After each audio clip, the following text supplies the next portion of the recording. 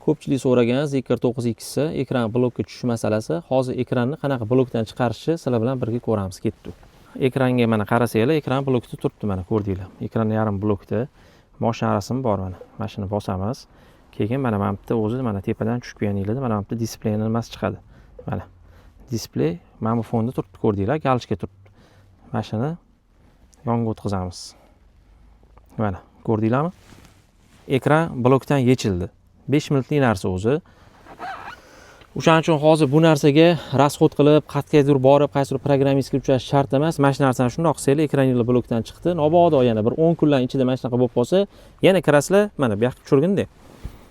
Bo'lib qolsa, mana hozir mana bunda turibdi, to'g'rimi? Bunda turuvdi, o'rtadagi o'tkazdim. Keyin sizlar kirasizlarda, qaytib yana mana bunga o'tkazib qo'yasizlar mana shu narsani. Mana. Yo'kida mana bunga o'tkazib qo'yasizlar. Mana shunaqa hozir reshenasini qilib tursanglar, hozircha keyin buni yo'li chiqadi. Hozir shuni ustida ishlayapmiz. Qanaqa blokdan chiqarish, ularni ham hammasini videosini qo'yaman. Sizlarga foydali bo'ladi. Zikr haydaydigan tanishinglarga mana shu videoni jo'natib qo'yasizlar.